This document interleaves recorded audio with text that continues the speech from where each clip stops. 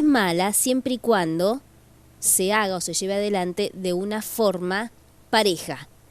Sin respeto, la globalización destruye la riqueza y la particularidad de cada uno de los pueblos. Muy interesante lo que decía el Papa Francisco cuando se refería a esta cuestión de respetar las identidades. Y por otro lado, y con esto termino y te doy el pie, Manuel, habla también de la integración de los hispanos en los Estados Unidos. Creo que aquí marcó directamente el número de teléfono de Donald Trump, porque me daba la sensación que le estaba hablando casi directamente a este hombre, que es un referente dentro de la política de los Estados Unidos y que ahora ha tomado una repercusión muy pero muy grande a nivel internacional por sus dichos. Dijo Francisco, no se desanimen, todo esto se lo decía a los inmigrantes, a los hispanos, no se desanimen por las dificultades, ustedes traen muchos dones a esta tierra, no se avergüencen nunca de sus tradiciones, no se avergüencen nunca de lo que es parte esencial de ustedes. Muchos de ustedes emigraron con un gran costo personal,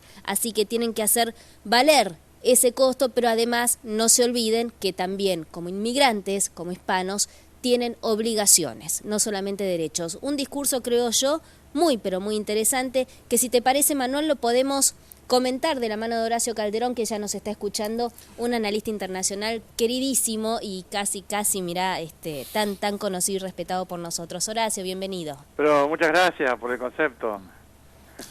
Sí. Faltaba menos. Es porque te queremos preguntar con todo, entonces primero, vos sabés cómo es el sistema del gaucho con el caballo. Primero, Bueno.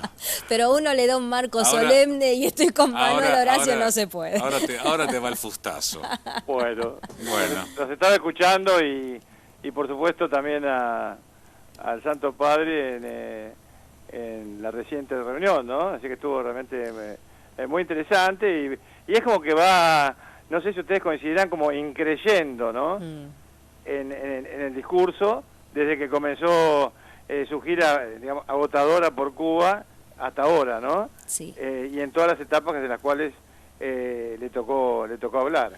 Pero es clarísimo, vos sabés que en este discurso que acaba de dar y dónde lo dio, reconoció e hizo reconocer, e hizo un llamado para que se reconociera cómo se van formando los países, que ya hay una dinámica dentro del mundo que siempre existió, pero que en distintas etapas históricas, yo lo vengo diciendo siempre, ¿viste? Cuando se hablan de, bueno, pues estos pueblos son originarios de tal lado, estos son de tal lado, el hombre no es originario de ningún sitio.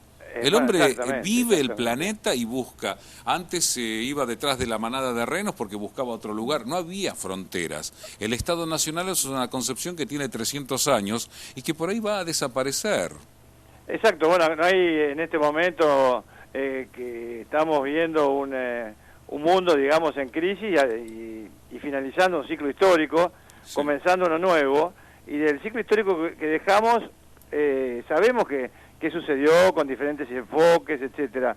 Lo que no sabemos es en qué va a consistir el mundo que viene. Es decir, luego de la crisis que está atravesando, porque acá hay que tener en cuenta, y esto creo que el Papa lo ha abarcado durante toda su gira, en los puntos principales, calentamiento global, terrorismo, narcotráfico, corrupción, tráfico de personas para... Sí, les dijo, hasta aquí llegamos, hagamos algo ya. Claro, exactamente. El tema es que, que los dirigentes mundiales, que la verdad que dirigentes quedan pocos como los de antes, ¿no? Hay muy pocos líderes mundiales realmente de fuste.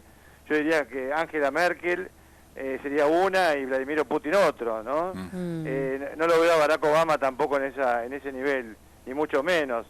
Sí. Barack Obama ya tal vez ahora aupado en la figura del Santo Padre, porque creo que lo habíamos comentado esto, Manuel, en algún momento, en alguna conversación que hemos tenido, es como que intersecta el Santo Padre con la agenda de Barack Obama en cuestiones de interés común, menos la cuestión del aborto y por supuesto la unión de matrimonio de era Obama de personas del mismo sexo, sí, ¿no? Obama tuvo en el Papa un bastón que estaba necesitando en estos tiempos.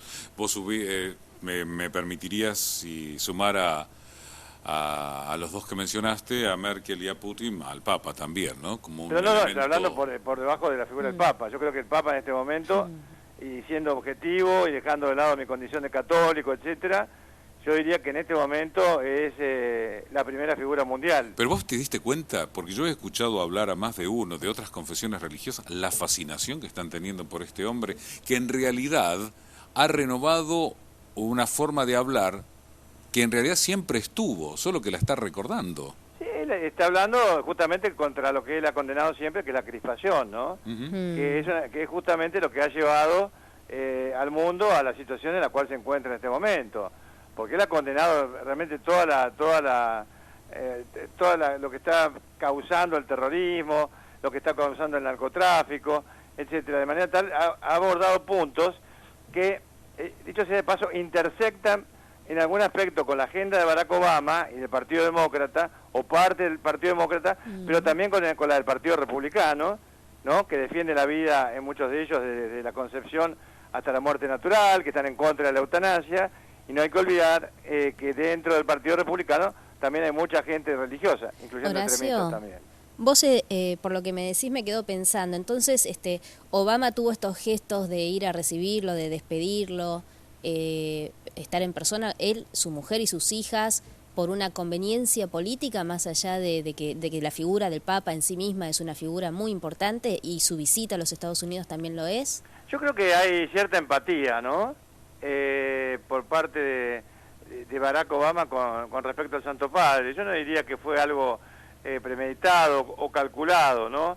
Yo lo vi a Barack Obama, por ejemplo, con expresiones que no se le registran cuando se reúne con otros líderes mundiales. Se lo vio contento, y además tuvo un gesto que es tan importante como la bienvenida, que fue la despedida. Sí. Eso es inusual. Sí, claro. Entonces, yo no puedo juzgar el pensamiento, el alma de una persona, ¿no? Sería un acto de soberbia mía, a pesar de que yo no siento simpatía por Barack Obama, porque en definitiva ¿Qué pareció? promueve el terrorismo en el mundo, al cual dice combatir. Sí.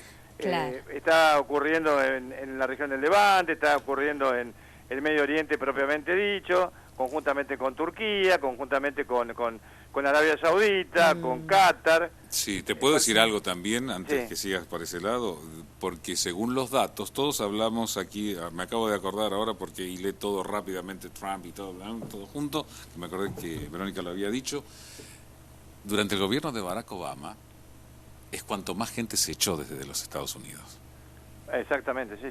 No con los republicanos, ¿eh? No, por supuesto, siempre los republicanos, y no es que uno sea pro-republicano, porque uno es argentino, y lo que estoy hablando de datos. Que la política exterior de los Estados Unidos no confronte con la nuestra. O sea, en la medida que la política exterior de los Estados Unidos confronta con la política exterior argentina o con los intereses argentinos, bueno, por supuesto, eso a mí me molesta sobremanera. Ahora, los resultados, vos sabés que va a haber una reunión ahora, a partir del lunes, de la Organización de las Naciones Unidas, que después del par de cachetazos que le dio, diciendo, muchachos, hagan algo, por favor, y de verdad no creo que se tiene que reestructurar, porque seguimos con las estructuras de la Segunda Guerra Mundial, con los derechos de veto, esto ya se terminó. Tiene que haber otra postura, porque en realidad todos participamos de las Naciones Unidas como países, hasta que alguien diga, bueno, tal cosa no, la vetamos. Vamos a ver el lunes, o a partir de las reuniones que haya, a ver cómo calaron, porque va a hablar por primera vez Raúl Castro, que ya está en los Estados Unidos, a ver cómo caló lo que el Papa dijo, ¿no? Por supuesto, yo creo que el Papa se ha transformado en una figura, con un enorme impacto global, que para mi punto de vista supera la de cualquier estadista que haya, incluyendo los que acabo de mencionar, ¿no? Incluyendo a varios juntos. O sea, por su figura, por su carisma, etcétera, ¿no? Al punto tal de que inclusive Barack Obama ya ha comenzado a citarlo, algo que yo mencionaba hace 2 o 3 días. No va a pasar mucho tiempo antes que Barack Obama, conjuntamente con Martin Luther King, nombre al Papa Francisco, y hoy lo hizo. Claro. En fin, diciendo, bueno, espero que esto mueva los corazones. ¿A quién se estaba dirigiendo? A los republicanos con el Obamacare, a quienes estaban o de alguna manera interfiriendo en sus políticas con respecto a la inmigración. Sí, el Tea Party. el Tea Party. Y al Tea Party, al cual también el Papa le dirigió de alguna manera un mensaje o varios mensajes. Y yo creo que sí. Es la persona de Marco Rubio, que es de ascendencia cubana, que es inmigrante y que tiene una posición durísima con respecto a esto. Fue uno de los que derramó alguna lágrima. Y no hay que olvidar que Marco Rubio, que es un precandidato siempre a la presidencia de los Estados Unidos, tal vez el hispano que tenga mayores posibilidades, si es que hay alguna en un futuro de llegar a la presidencia, ¿no? Es un hombre muy muy allegado a las ideas del Tea Party. Ahora, Horacio, en uno de los discursos dijo el Papa Francisco, habló de esta tercera guerra mundial por partes. Qué bien definido, ¿no? Está muy bien definido, y te diría más, yo no me hubiera atrevido a decir, por ejemplo, nunca, aún, lo hemos conversado varias veces con Manuel, incluso personalmente, o por teléfono, que estamos viviendo una tercera guerra mundial. Ahora uno puede, de alguna manera, remitirse a lo que acaba de decir el Papa, y cuando el Papa dice por etapas, no significa que hoy es Siria, mañana es Ucrania, no, por etapas y aparte por regiones, porque toda la masa euroasiática tiene por lo menos 4 o 5 conflictos de enorme magnitud, que son muy difíciles, va a ser muy difíciles de controlarlos individualmente. El problema es que esos conflictos están intersectándose, están conectándose uno a otro, porque por ejemplo, lo que está ocurriendo hoy en Siria, con la presencia y desembarco de, por ejemplo, de efectivos de Rusia, está conectado con el conflicto en Ucrania, no es algo que se pueda separar. Y ahora, por ejemplo, también es altamente probable de que Rusia intervenga de manera directa a nivel militar en Irak. O sea que acá está, y después el resurgimiento de China. Tenés a los chinos ya, en Asia Pacífico. Ya llegaron a las costas de Siria, ¿no? Exactamente, pero además yo veo una cosa, no sé si ustedes coinciden. ¿Habían sido cuántos buques que mandaron? ¿Te acordás? ¿Chinos? Sí, ahora que cruzaron una fragata Suez. y 2 destructores. 3 buques de guerra, ¿no? 3 buques de guerra. Hacer ejercicio frente a la costa de Siria, bueno, está claro. Bueno, no te olvides no te olvides de Japón, que acaba de quitar su primer ministro Shinzo Abe, que logró en el Parlamento, que se sacó justamente la imposibilidad del ejército japonés de actuar en conflictos externos. Antes solamente Japón, hasta hoy, tenía un ejército para la autodefensa de unos además, cientos de miles de hombres y nada más. Ahora puede salir y va a tener problemas con China, Japón, ¿Perdón? Va a tener problemas con China por, claro, y acaba, por los islotes. Japón, de alguna manera, de hacer un acercamiento, que habrá que verlo la próxima semana, seguirlo de cerca, con Rusia, por las Islas Kuriles. Bueno, pero ese es un grave problema que Rusia le dijo que nunca más se las iban a devolver. Exacto, pero para que Kuriles y Sajalín también. Exactamente. Sí. Entonces cuando uno perdón, el Papa habla de conflicto, habla de guerra por etapas, en realidad se está refiriendo a esto. O sea, toda la masa euroasiática, hay cinco crisis extremadamente graves, ¿no es cierto? Algunas que ya están en superficie, como es el caso a lo mejor de Ucrania, como es la cuestión de Levante, del Medio Oriente, no, todo lo que en definitiva estamos viendo, el caos que hay desde el punto de vista económico en Europa, los inmigrantes, en fin, todo cuando habló frente a la Asamblea de la ONU, Horacio, y habló de detener la violación a las minorías étnicas y también religiosas, hizo referencia justamente a Ucrania, a Siria, a Libia, a Irán. Claro, porque además el Papa está muy preocupado por el futuro de las comunidades cristianas en Medio Oriente, en las el Levante, están desapareciendo, ¿no? Horacio. Las están desapareciendo. Están desapareciendo. Él dijo que había que pararlos. El único país que en este momento está, digamos, conteniendo a la última reserva cristiana importante del Levante, o llamémoslo del Gran Medio Oriente, es el Líbano. Es el Líbano. Sí, claro. No hay otro. Porque, por ejemplo, la población cristiana en Siria, por supuesto, está defendida por el actual gobierno o régimen de Bashar al-Assad. La hermana Guadalupe, que estuvo de misión en Alepo, es de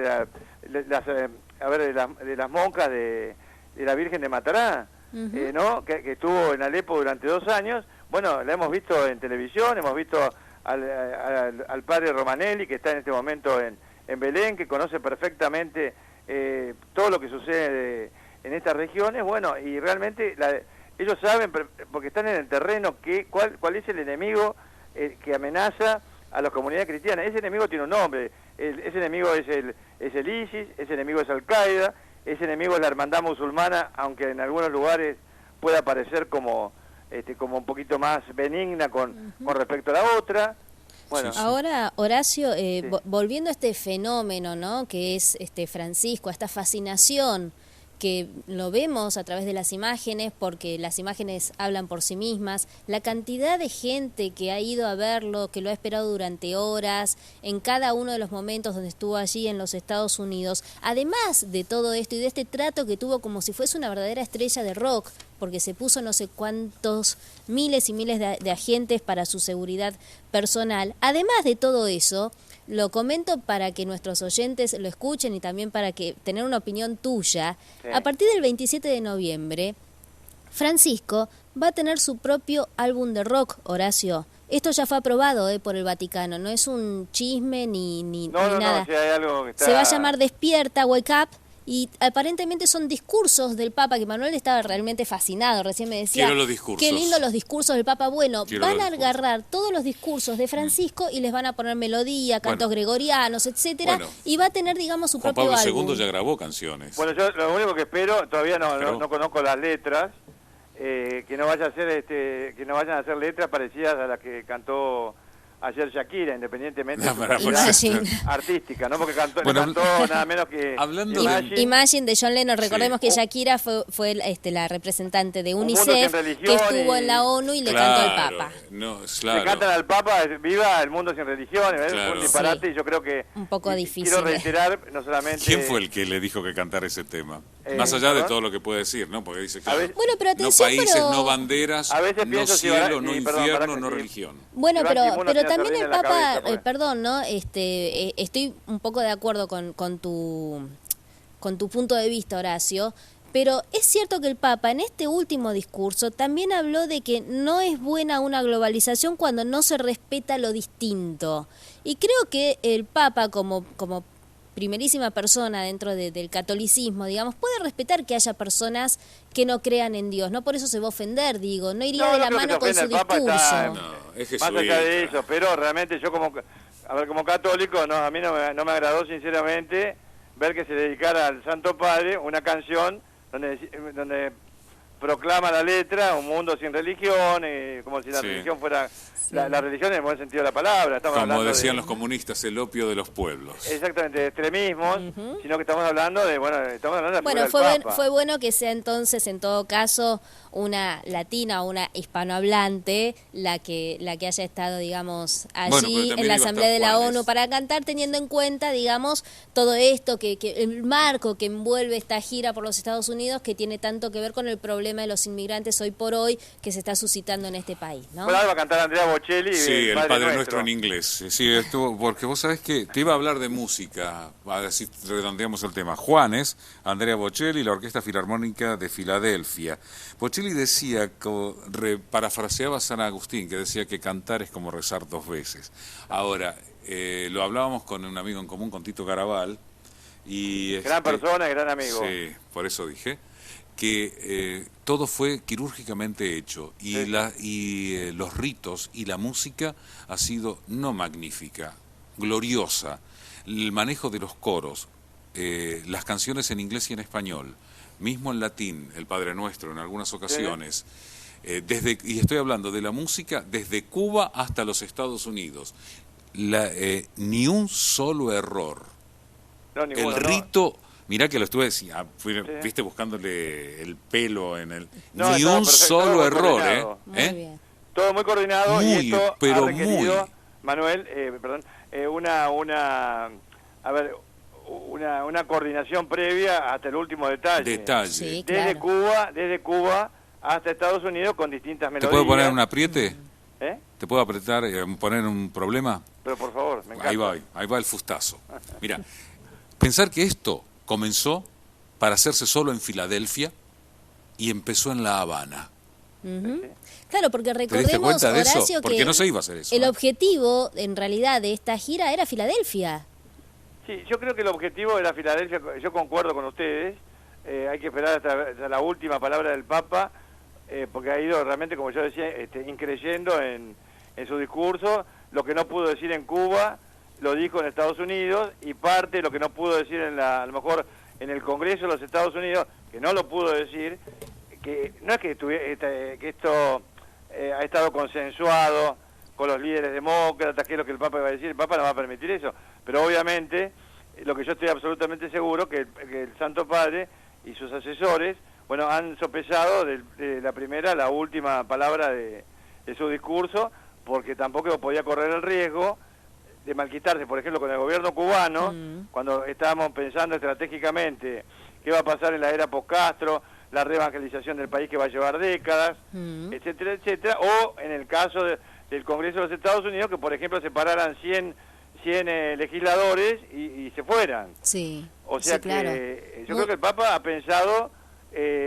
todos los puntos de... Muy inteligente, muy estratégico. De hecho, en el avión del Papa viajaban cerca de 200 periodistas y el Papa ha brindado una conferencia de prensa dentro del avión cuando se dirigía de un destino a otro, y sus respuestas fueron bastante cortitas, bastante leves, al punto de decirte que los periodistas se vieron desilusionados entre ellos, porque el Papa está cuidando cada una de sus palabras, creo yo, ¿no? Para no echar a perder esta estrategia de trabajar entre bambalinas cuando se trata de mediar en un asunto que tiene que ver con la diplomacia, con lo político, ¿no?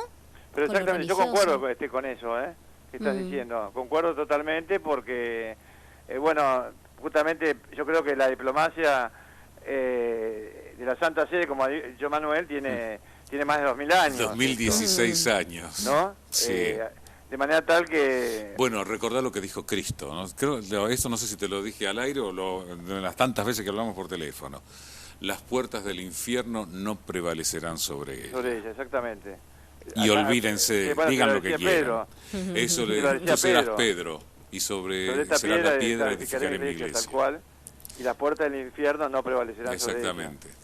¿No? Volviendo a la transmisión, a lo prolijo de la transmisión, a lo prolijo de los discursos, de los diálogos, ¿qué sensación te deja esta gira, Horacio? Sabemos que mañana culmina finalmente y mañana mismo el Papa, si Dios quiere, va a estar de nuevo en el Vaticano, pero ¿qué sensación te deja esta gira que tuvo el Papa primero en Cuba y ahora en Estados Unidos? Bueno, con respecto a Cuba, obviamente el impacto va a tardar mucho tiempo. Yo creo que el Papa ha continuado la tarea de sus predecesores, Juan Pablo II y Benedicto XVI.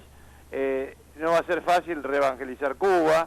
En Cuba no hay parroquias, no hay centros de oración, no hay catequistas suficientes, por ejemplo, para poder comenzar una... No, solo desde Juan Pablo II se reinstaló un seminario. Claro, exactamente, pero estamos hablando de sacerdotes casi. La reevangelización de un país de origen hispano y de origen, aparte, católico. Cierto. ¿No es cierto? Entonces, la cuestión de Cuba va a tardar mucho en verse, pero yo creo que también como parte de la diplomacia secreta, que no se ha visto por el enorme impacto global que ha tenido la gira del Santo Padre, está justamente la maniobra, yo diría de orden geopolítico, ¿no? De acercamiento entre Estados Unidos y Cuba, que es algo conveniente tanto para un país como para el otro, más allá de las ideologías que tiene Cuba, por ejemplo, vigente en este momento. ¿Por qué? Porque obviamente, Cuba, casi sobre la muerte de Hugo Chávez, comenzó a perder las posibilidades de que este país, Venezuela, continuara con el respaldo económico que le ayudó a, de alguna manera, a mantenerse a flote, me refiero a Cuba, luego del derrumbe soviético. Claro. ¿No? Entonces, ¿qué sucede? Cuba tenía muy pocas posibilidades de poder, de alguna forma, salir adelante de esa enorme crisis económica del país y además, por supuesto, social, porque yo lo he visto eso allá, aunque hace varios años que estuve, ¿no? Y la otra punta, es decir, Estados Unidos, veía a un país con el cual convenía tener excelentes relaciones, darse una apertura, mirar a lo mejor de acá a un tiempo adelante, tal vez un tanto largo, al cese del actual embargo que lleva décadas, que ha sido pernicioso, ¿no? Y no permitir que a lo mejor Cuba sea un trampolín ruso nuevamente con Vladimir Putin que pudiera afectar la seguridad nacional de los Estados Unidos. Un cambio estratégico muy, pero muy grande respecto de su hermano Fidel, ¿no? Porque Fidel decía, o me dan la libertad o me dan la muerte. Y Raúl entendió que frente a esta crisis es preferible de alguna manera empezar a ablandar un poco estas cuestiones, ¿no? Pero por supuesto, además hay que ver también, porque uno dice, no, la cuestión de Miami, la cuestión... No, estratégicamente el punto más vulnerable que tiene Estados Unidos, no muy lejano a Cuba, es la desembocadura del Mississippi. Cosa que estas cosas, una aula parece que hablar en japonés o en chino. Bueno, hay que explicar que la desembocadura del Mississippi es vital porque es como una arteria, es la arteria principal económica de los Estados Unidos, porque es por ese río y sus afluentes de donde bajan, por ejemplo, los granos que se producen en Estados Unidos, etcétera, donde suben, donde remontan ese río materias primas que llegan del exterior. En los puertos de la desembocadura cercanos se producen los transbordos a los buques de alta mar. Entonces, imagínense, en esta época, en esta era, una potencia extranjera, enemiga de los Estados Unidos, como lo fue la Unión Soviética con Nikita Khrushchev al frente, con la crisis de los misiles, bueno, entonces yo creo que eso es algo que ha hecho pensar a la dirigencia americana, y no estoy hablando de la dirigencia de los que están en la Casa Blanca, a los que piensan y gobiernan este país. Y Horacio, es importante. Volviendo a la gira del Papa, ¿no? Para no irnos tanto del tema, sí. ¿A vos te genera esta fascinación en lo personal el Papa Francisco respecto de tal vez Benedicto o Juan Pablo II, para no irnos tan mucho más lejos? Yo como católico, mira, acá no te puedo hablar como analista, ¿no? Es muy difícil separar a veces una cosa de la otra. Yo no suelo, a lo mejor no me entusiasma mucho hablar, porque es difícil separarlo, ¿no? Yo pienso que cada papa es elegido, como decía Tito Garabal, por la asistencia del Espíritu Santo, y sus obras lo mismo. Entonces son distintas personalidades que han de alguna manera descollado en sus respectivos tiempos, porque no hay que olvidar que Benedicto XVI o Cardenal Ratzinger fue de alguna manera la persona, el gran doctrinario que sostuvo en muchos aspectos a quien es hoy San Juan Pablo II. Sí. Tal cual. O sea, fue su sombra, pero fue también su puntal, ¿no? Pero viste que los perfiles carismáticos bueno, pero la no gente, llegan más. Sí, bueno, pero la gente ahí es donde se equivoca, y para eso estamos nosotros, para decirle que se equivoca. Ahora hay una el más por inteligente. último, que yo quería sí, comentarle con respecto a la pregunta esta que me parece muy interesante. Yo estaba, por ejemplo, yo estuve con el Santo Padre Juan Pablo II muy poco tiempo antes que muriera, ¿no? Bueno, y lo que yo, por ejemplo, veía, cuando él murió, hubo 4 millones de personas en Roma. 4 millones de personas en Roma. A veces eso pasa el tiempo y la gente se va olvidando, etcétera. Claro, porque Juan Pablo fue muy carismático, ¿eh? Tenía un enorme carisma, Muy. Y además diferente. Perdón, no es un comentario menor, pero Juan Pablo tenía un aspecto angelical, Benedicto no. Creo que eso también hace a la llegada con la gente. Benedicto es el intelectual, ¿entendés? Sí, yo coincido con intelectualmente era superior a Juan Pablo II, pero y es superior a intelectualmente. Pero me entienden lo que digo Te entendí respecto a la perfectamente, llegada pero la del gente público, tiene que entender gente. quién es el capaz también. Lo hablábamos con Tito, Horacio, y es de la trilogía. Este es un trabajo, y también desde antes también señaló Tito acertadamente, pero yo estoy hablando de los últimos años, y aquí hay un trabajo metódico. Vos, por ejemplo, el caso de la paidofilia o pedofilia. Sí. Juan Pablo II siguió actuando conociendo el tema a la manera tradicional de la Iglesia, es decir, conocemos el tema, saquemos a esta gente que hace daño y los mandamos a parroquias inexistentes, cubrimos esto, pero conocemos el tema. Benedicto trató de lidiar con ese tema ya de una manera diferente, pero no pudo. Pero llegó Francisco a terminar el trabajo de los otros dos diciendo, yo a este señor no lo quiero, a este no lo quiero, y habló de eso también muy sutilmente, porque fíjate que muy sutilmente habló en las homilías que él dijo con respecto a la gente que le hizo daño a todos aquellos que eran la parte débil de la feligresía. Pero se habla de que ahora la curia romana está siendo revisada a partir de las gestiones del Papa Francisco. Yo coincido con esto, ¿no? Que de los tres papas, el más contundente contra la pedofilia ha sido sin duda el Papa Francisco.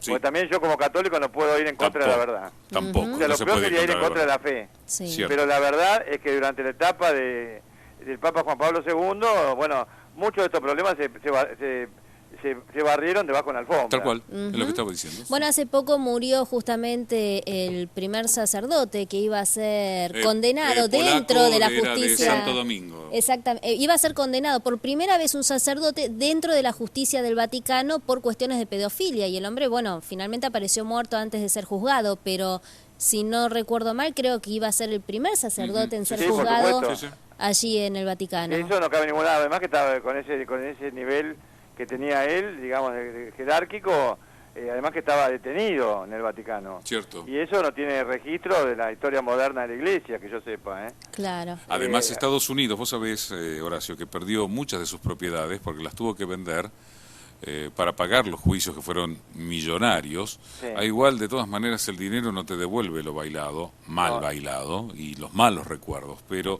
de todas maneras, eso porque la gente confunde al prelado pecador con la fe pecadora, a la iglesia con la comunidad de fieles y la jerarquía, ¿entendés? Se hace un todo, pero ¿entendés? Bueno, la gente va, porque la iglesia es esto, no. Fulano y fulano son. Sí, los medios de comunicación también influyeron mucho. Sí, además el periodismo siempre simplifica los temas complejos y se manda los errores que se manda. Sí, por supuesto, pero de cualquier manera ha habido un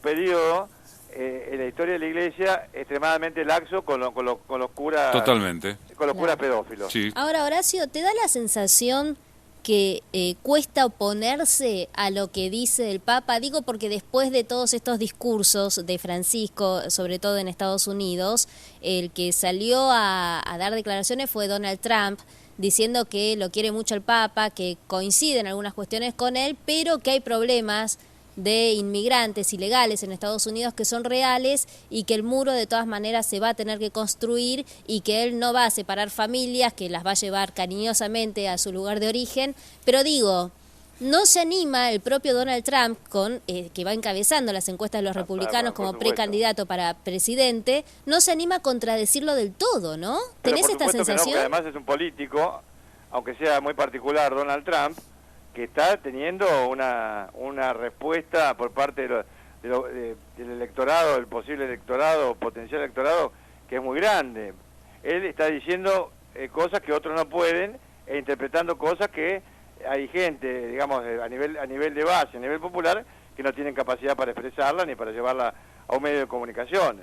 Él las ha interpretado. Ahora, yo coincido en que obviamente va a ser muy difícil, desde el punto de vista de la retórica del discurso, poder contradecir a principios del Papa que son, inapelables.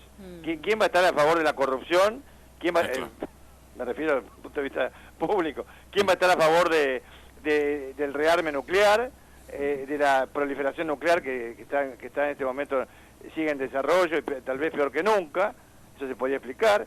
¿Quién va a poder estar en contra de darle una mejor vida a los que están socialmente excluidos? Es decir, hay muchísimos puntos. Entiendo lo que vos decís, ¿no? No se puede estar en contra de estos conceptos que parecen ser universalmente positivos y aprobados, ¿no? Yo lo digo en el discurso, porque la Realpolitik marca otra cosa. Siempre la Realpolitik, yo dudo que, por ejemplo, que la proliferación nuclear cese, dudo que la lucha contra el narcotráfico pueda mejorar la situación actual, y dudo muchas cosas. O sea, ¿por qué? Porque los intereses que hay son enormes, son poderosísimos. Entonces yo creo que muchas cosas, por ejemplo, Barack Obama va a poder remitirse al Papa para presionar a favor de ciertas medidas que él considera que son importantes. El sistema de salud pública de los Estados Unidos es perverso. Claro, sí, claro. Sí. Es perverso, ¿no? Yo no tengo otra otra calificación, distintos a Europa, porque yo lo viví en Italia, donde a lo mejor desembarca un migrante casi muerto en una playa, bueno, y se lo lleva y se lo trata y no tiene que pagar ni siquiera una aspirina. Es verdad eso. Pero en Estados Unidos, bueno, el que no tenga... tiene que hipotecar su casa, dos casas, o morirse. Es tremendo. El sistema americano de salud pública es perverso. Entonces, obviamente, la figura del Papa, la voz del Papa, lo que el Papa ha clamado de manera pública, puede ser utilizado por este presidente o por otros, porque realmente refleja algo que es pero muy concreto, que es la necesidad del ser humano de ser tratado como tal. El capitalismo estadounidense es totalmente diferente al capitalismo europeo. Absolutamente diferente. Es tremendo. Es decir, cuando se habla contra el capitalismo, cuando algunos dicen, bueno, el Papa va a hablar contra el capitalismo y es comunista. En realidad, y si no estás de acuerdo me lo decís, el capitalismo le ha dado a la sociedad la posibilidad de crecimiento como nunca lo ha tenido. Lo que pasa, lo mismo que la religión le ha dado al hombre la posibilidad de crecimiento espiritual. El problema es cuando vos empezás a decir, bueno, mi sistema es mejor y me voy al extremo y esclavizo a la gente, no pago lo que corresponde o hago lo que quiera, o me considero mi religión es la mejor, por lo tanto las otras no son, me vuelvo más papista que el Papa, más extremista y empiezo a matar a los que no creen en mí y creo lo que estados que van a tener la pureza religiosa, y ya empezamos con términos totalmente peligrosos, porque la historia nos señala lo peligrosos que han sido por sus resultados. Entonces lo que el Papa critica son los extremos. Bueno, justamente a lo que vos haces referencia, Manuel, es cuando el Papa hoy dijo en este último discurso usar la religión como pretexto para el odio. Claro, exactamente. Habla el derecho a la libertad religiosa es fundamental, como lo dice él, pero dejando de lado los extremismos, porque hay que ver los extremistas religiosos protestantes que hay en los Estados Unidos. Cierto. O sea, también hay que tener muy en cuenta eso. Claro. Bueno, todos hablan de la Inquisición de la Iglesia Católica y se olvidan de la Inquisición de los protestantes. Los protestantes, claro, porque que fue los brutal, medios de prensa, los medios de prensa internacionales están en manos de protestantes. Por eso le pegan a España y a la Inquisición Católica. Pero no se pegan entre ellos. No, por supuesto. Porque viste que los ingleses en las películas ganan siempre aunque pierdan, ¿no? Cuando pierdan la empatan. Y los que conocemos la historia sabemos que están mintiendo. Pero la gente se come ese anzuelo, ¿eh? Claro, pero no tiene más remedio porque no tiene canales. No tiene más remedio, no. Bueno, yo me permití el lujo de ponderar a CNN en español porque me pareció, por ejemplo, que toda la cobertura que se hizo de la visita del Papa también fue impecable. Sí, impecable. Fue impecable. No, realmente impecable. fue una película La palabra hollywoodense. de Fernando impecable. Rincón. Yo conozco a casi todos porque me han hecho casi todos reportajes. Patricia Jañot. Todos Cala, tuvieron. también. No se puede decir, bueno, no, en tal punto no existió realmente un reflejo y un análisis. Hasta José Levi, que todos sabemos que es de religión judía. Pero está fascinado. Vos sabés que ayer lo miraba y digo, José se convierte en cualquier momento. Maníaco. Sí, en cualquier momento se convierte. Corríjame si me equivoco. 1 de cada 3 habitantes en los Estados Unidos es católico. Sí, más o menos hay un... Sí, incluido el vicepresidente Biden. Claro, hay que ver... ni hablar de John Boehner, que acaba de renunciar, el vocero de los republicanos, que presentó su renuncia, dicen, después del discurso que brindó Francisco ahí justamente en el Capitolio. Exacto, hay que ver que también que el porcentaje que se saca, por ejemplo, de número de católicos... Hay 70 millones en los Estados Unidos. Claro, a través de los certificados de bautismo. Sí. Eso es lo que da la pauta de cuántos católicos hay. Ahora, el tema es cuántos de esos católicos de los Estados Unidos, por ejemplo, van a misa, se confiesan, comulgan. Bueno, Horacio, lo mismo pasa acá, ¿no? Claro, pero acá en la Argentina, que es católica y no diferencia, practicante. ¿no? Yo viví en Europa del año 2002 al 2005. Estamos hablando, yo regresé hace 10 años, pero la situación ahora creo que es peor. Vos en Europa ibas a una parroquia y vos veías, por ejemplo, señoras, creo que la más joven tenía 65 años. Claro. No veía gente joven. Vos vas acá a una parroquia, cualquiera visitás, por ejemplo, el fin de semana o un día de semana, y vos vas a ver gente, chicos jóvenes, varones, mujeres, de todas las edades en las mesas de acá. Bueno, cuando Francisco fue a Brasil por lo que se hizo, todo esto que se hace por la juventud. No me sale ahora el nombre preciso. Cuando fue su primera gira, digamos, importante. Las jornadas por la juventud, que las hizo en Brasil, donde tuvo el famoso discurso donde finalmente dijo: hagan lío, salgan a hacer lío, pidiéndole justamente a todos los sacerdotes, a todos los católicos que usen la imaginación para ayornarse, ¿no?, a la vida moderna. ¿No es una forma esta de justamente tratar de llamar más a la juventud? Pero por supuesto, además lo que ha logrado también este Papa, eso hay que reconocerlo, es que mucha gente que se sentía marginada de la Iglesia por alguna razón justificable o no, y fueron a sectas, bueno, esa gente está regresando a la Iglesia. Porque esos son datos de la realidad, por ejemplo, ¿no? Pero yo digo la diferencia que hay. América Latina es otro tema, ¿no? Pero la diferencia que hay entre por ejemplo, Europa, me dicen misioneros, por ejemplo, a mí es tierra de misión. ¿Por qué dicen que tierra de misión? Porque no hay, por ejemplo, jóvenes que practiquen. Pero te cuento una cosa, Horacio, eso lo hablábamos ayer, creo. Vos sabés que no hay sacerdotes. Cuando un primo hermano mío, nacido en Suiza, se ordenó sacerdote, y mi mamá viajó y amigos italianos de mi tía también fueron a Galicia a su ordenación, fue portada del diario. Mirá vos. Hablé con un periodista de izquierdas, allá me dice, Ángelo Gilde, el periodista, me dice, se ordenan tan pocos que son noticias, dice. Sí. Portada, tengo el día, portada del diario. Pero acá, por ejemplo, yo digo Argentina, yo lo digo de manera, digamos así, muy objetiva, ¿no? Realista. Uno va a una iglesia un día de semana y bueno, está llena, hay gente joven, mucha bueno, gente Horacio, joven. pero hablando de las sociedades, ¿no?, y de la edad de las sociedades en los distintos continentes, en Europa las sociedades son más grandes porque la gente ha tenido menos hijos a lo largo de estos últimos años. Hemos hablado mucho, o sea, no solamente hay menos jóvenes, digo, no solamente hay menos jóvenes porque no estén interesados en la religión, sino que hay menos jóvenes en esas sociedades. Pero por supuesto, además que hay un proceso de envejecimiento, porque la gente en este momento en Europa, primero que todo, como acabas de mencionar, no hay casi natalicios de europeos propiamente dichos. No. Es muy bajo, digamos, el nivel demográfico de personas jóvenes o recién nacidas, etcétera. Pero además la población europea está envejeciendo, pero está envejeciendo no con los índices de expectativa de vida que había a lo mejor hace años, y bueno, de 60 años, 65, 70, ahora hay personas que llegan a los 90, 95 años, por ejemplo en Italia, en Francia, y en otros países también centrales, en Alemania. El promedio de mujeres, por ejemplo, en algunos países es 85, quiere decir que... Pero llegan bien, vos decís. No, llegan bien, claro. Llegan Y a 100 bien, años también.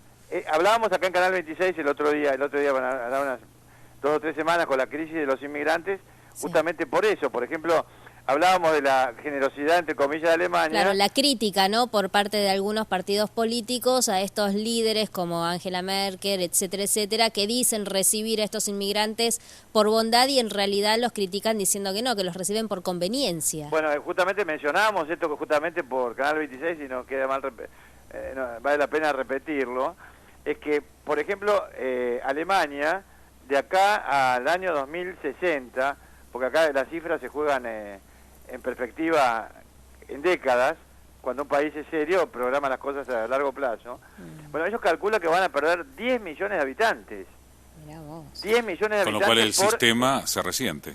Claro, porque una persona podrá vivir hasta los 90, hasta los 100 años, pero bueno, luego obviamente se muere, entonces, y no va a ser reemplazada. En cambio, Gran Bretaña, de acá al 2060, va a ser el país más poblado de Europa con 80 millones de habitantes. Mirá vos. Entonces, de ahí, ¿por qué Alemania está dispuesta a recibir muchísimos más inmigrantes calificados, por ejemplo, que en el caso del Reino Unido, que los quiere directamente limitar al punto que dicen que no hay que rescatarlos en el mar? Ahora, hablando de Alemania, en el discurso que brindó Francisco frente a la Asamblea de la ONU, que se extendió unos 45 minutos, estaban entre ellos, creo que yo, la mayor representante dentro de los presidenciables, digamos, Angela Merkel, ¿no?, la primera ministra alemana. Después también estaba Evo Morales por Bolivia, por Colombia Juan Manuel Santos, estaba Raúl Castro y por Chile Michelle Bachelet. Faltó alguien fundamental en ese lugar, en el momento en que el Papa brindó su discurso, para tu parecer, Horacio? Bueno, yo pienso que hubiera sido importante que estuviera la presidenta argentina, no es una crítica, ¿no? Pero yo creo que hubiera sido muy importante que Cristina Kirchner estuviera en Naciones Unidas, a pesar de que, bueno, que ella concurrió a La Habana, estando... Invitada por Raúl. Invitada por Raúl, estando el Santo Padre ahí, y bueno, que ella obviamente no fue la persona que pidió una audiencia y le fue negada, sino que fue Nicolás Maduro, que además hizo un tremendo papelón, como decimos acá en criollo, en Naciones Unidas. Porque quiso acercarse al Papa en 2 oportunidades, aprovechando un poco, no digo el tumulto, pero qué hubiera sucedido si lo mismo, el resto de los mandatarios que estaban ahí hubieran querido hacer lo mismo. ¿Y qué te pareció el discurso en la ONU frente a el discurso de la ONU me pareció un discurso importante, me pareció un discurso bueno por parte del Papa, ¿no? Yo creo que fue, por eso siempre hablo de que fueron discursos increyendo, fueron, digamos, agregándose puntos que por razones de orden política el Papa no podía tocar en el Congreso de los Estados Unidos.